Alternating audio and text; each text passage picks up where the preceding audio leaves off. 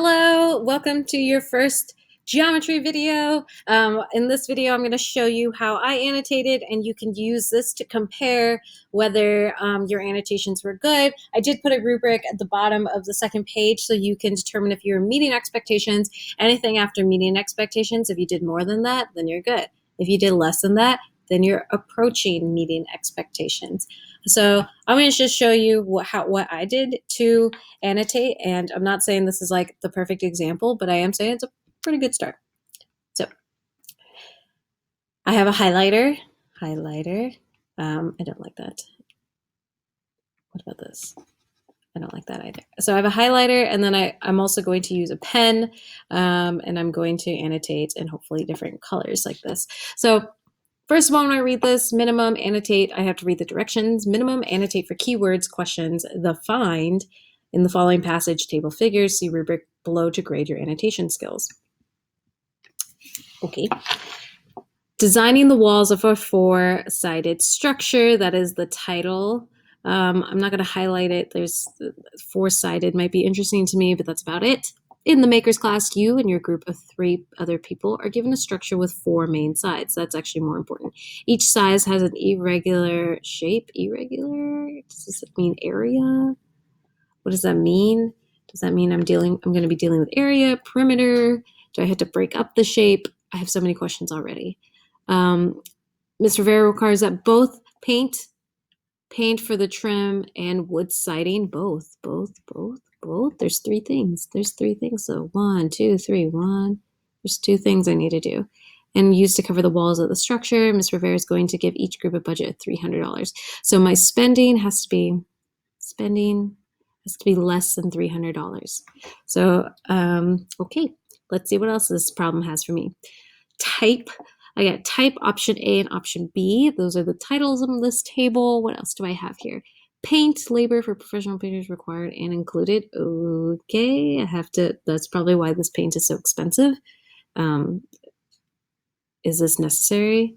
Can I cross this out? Can I just cross this out? I don't know if that's important. $4.15 per square yard. And then this is option B is 75 cents per foot for perimeter. For sake of this problem, assume the trim has 0 width. Okay, that probably means for 3 feet on the perimeter, that's probably 75 cents times 3. That's probably how that works.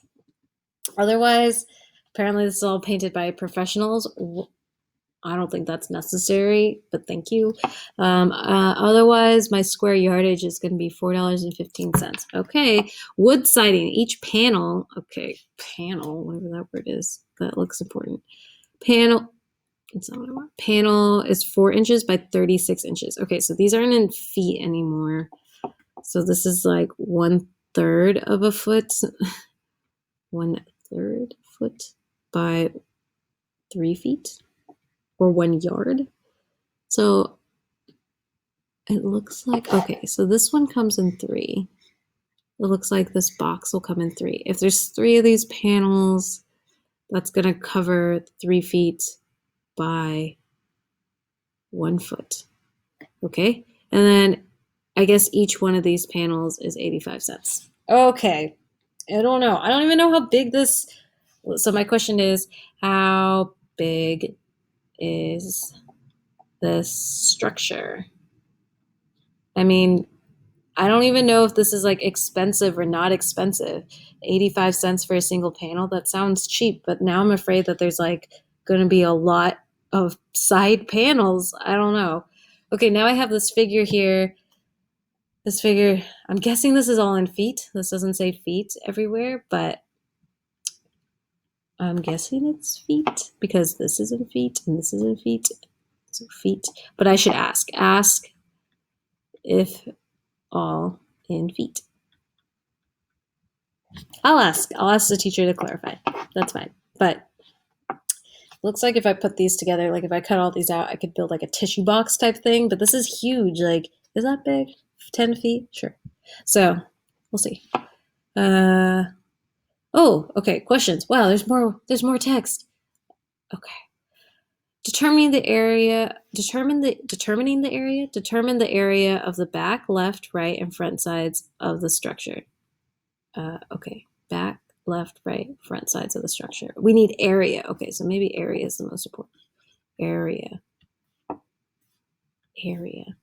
So that's like length times width. This is how I make connections. I'm writing symbols to the words. Okay, then determine the perimeter. Okay, that sounds like an important word. That's like 2L plus 2W for rectangles around the edges of the back, left, right, front, and door. And door. There's a door. Okay, this must be the door. Okay, labeling the door. You will use the area to find and calculate how much area is needed for paint. Okay, so I need area. So this looks like it's my find. Find area for paint. Oh my goodness. And wood siding. You will use the perimeter. Okay, find the perimeter to calculate how much trim you need. Okay, in my own words here, let's see, what do they want from me? They want find the area of the walls and the perimeter. Then find how much it costs with materials. That's what it sounds like to me. It sounds like I'm just doing these things. So I'm going to try doing that. Part B. There's a part B? Hi. Determine the cost to cover the structure if all the walls were covered in just paint, option A, and then just wood siding. Then decide how much paint, trim, and wood siding you need to cover the structure while maintaining within your budget. Okay, so it looks like I have three. Oh my goodness. Okay, I got three things going on. Paint, option A, that's the first answer I need. Wood siding is the second thing I need to calculate, and then decide on how much paint, trim, and wood siding you would need. So that's three. So I have three things I need to calculate. Not only do I need to calculate the area, but I need to calculate all of these things. So what are the questions I still have? Here are my questions I still have, and it's faster for me to type than it is for me to write on this pen right here. So I'm just going to write it down. Questions. What are the units? Because the units weren't clear. What is there one answer or multiple right answers? I don't know if like they want me to find a specific answer because I feel like there's going to be a lot of things that are under $300. And then how much time do I have to do this? Jeez. What, how should the answers be represented? And this is not like a math question. That one is just like, how do you want me to turn in this assignment? Is it written in paragraph form? Is it written in my notebook? What's happening? Annotation rubric. Did I find the keywords? Yes. Including quantities? Almost. Most of the quantities. Figures. I noted the figures. Action words. Yeah, I said determine the area. That kind of action words. I wrote clarifying questions. I did that. And I attempted to make connections. Yeah, I wrote some. So I'm attempting to make connections because I wrote some formulas that go with certain words like area and perimeter, but it's not like exceeding anything. Did I do anything exceeding? No. Approaching. I would say like I'm more approaching meeting expectations because I think what I could do better next time is have a better system, a more clear system for myself for which keywords I have, and then maybe identify more of the action words. That's how I'm going to grade myself. That's it for the annotation part. There is a part 2 of this video. Part 2 is actually solving the problem. So move on to the next video. Bye.